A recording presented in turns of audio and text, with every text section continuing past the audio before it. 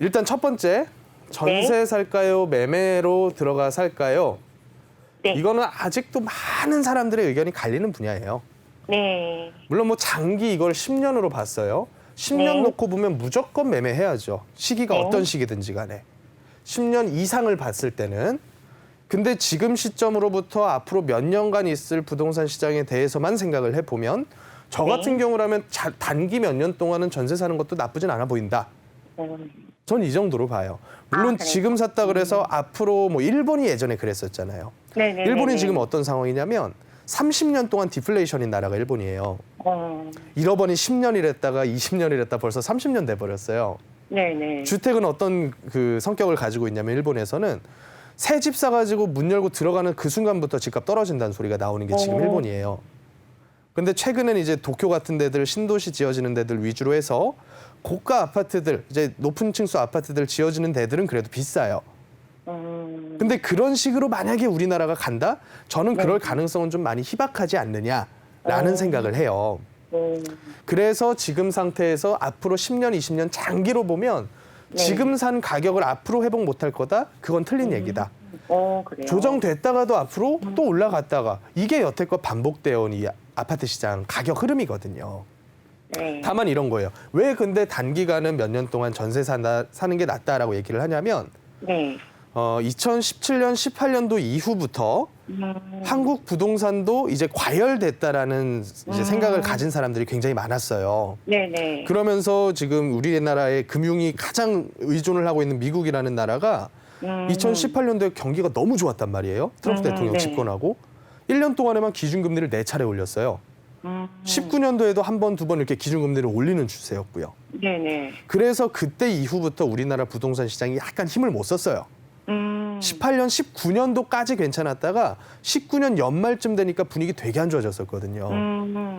그래서 19년 지나고 20년 초가 오니까 거래가 쭉 안 되는 시점이 한 6개월 이어지다가 재건축 가격 위주로 해서 가격이 뚝뚝 떨어졌었어요. 근데 그러다 코로나가 왔지 뭐예요. 네네네. 그러니까 여태껏 쪼여왔었던 유동성을 2배 이상 더 풀어버렸어요. 연장전이 펼쳐졌죠. 근데 앞으로 몇 년 동안은 이때 풀었던 돈들을 가지고 무슨 수로 쪼일지에 대해서 계속 얘기하고 있잖아요. 그러면 연장전도 제가 봤을 땐 거의 끝나간다. 전 이렇게 보는 거예요.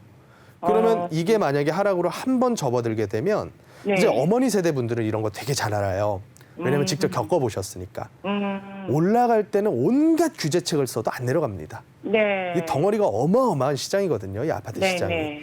뭐 한국 코스피 지수가 코스피 그 하루 거래 시총이 얼마 되겠어요. 아파트 거래하는 거에 비해서는 세 발의 피도 안 된단 말이에요. 근데 이 큰 시장이 한번 탄력이 붙으면 그 관성이 얼마나 세겠냐고요.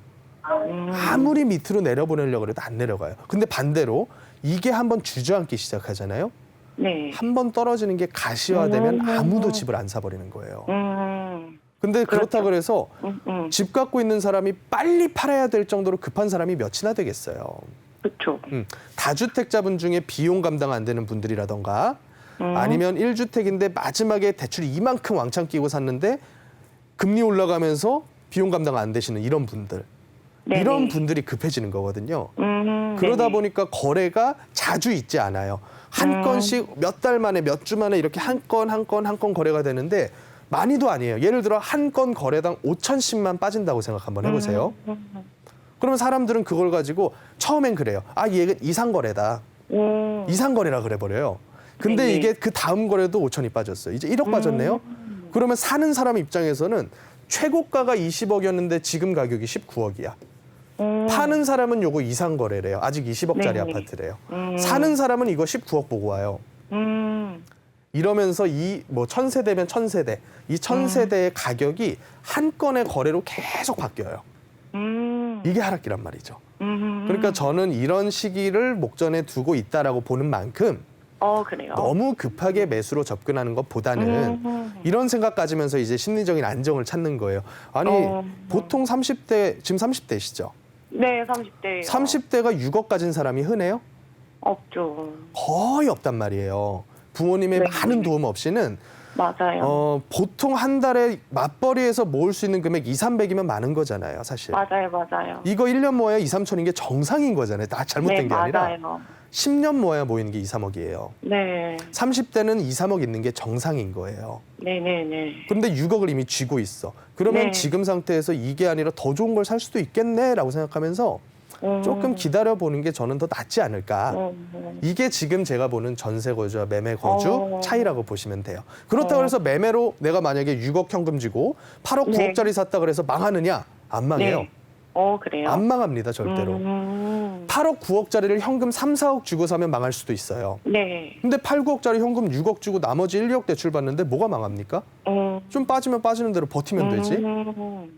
그래서 저는 두 개 다 뭐 나쁘진 않겠지만 유리한 걸 꼽자면 전세 좀 네. 살아보면서 지켜보는 것도 지켜보는 나쁘지 게. 않겠다. 그래요? 이게 첫 번째 질문에 대한 제 답변. 네. 감사합니다. 그럼 두 번째, 두 개 중에 네. 뭘 살까요? 네. 이 부분인데 네. 둘 다 가보셨나요? 저희가 일단 철사는 저희 집 쪽이어서 네. 철산에 대해서는 좀 잘 알고 있고요. 한시는 가본 적은 없는데 아무래도 네. 서울권이다 보니까 네. 저희가 조금만 더 대출을 받는다면 네. 한신도 가능할 것 같다는 그 판단이 된 거예요. 그래서 네. 아직 가보진 않고 전화로만 물어만 봤어요. 그러셨어요? 가보시면 네. 주변 보고서 좀 실망할 수도 있어요. 네. 청량리 일대는 아직 정비가 완료가 된 동네는 아니에요. 네. 근데 여기 완료되려면 앞으로 1, 2년 가지고 어림도 없거든요. 네네. 그러면 제가 봤을 때 거주집 같은 경우는 철산 쪽이 더 정비가 잘 돼 있는 신도시 개념이에요. 네네. 만약에 자녀 생각도 있으시다면 철산 네. 가서 사는 게 더 유리할 거예요. 키우시기에. 그래요.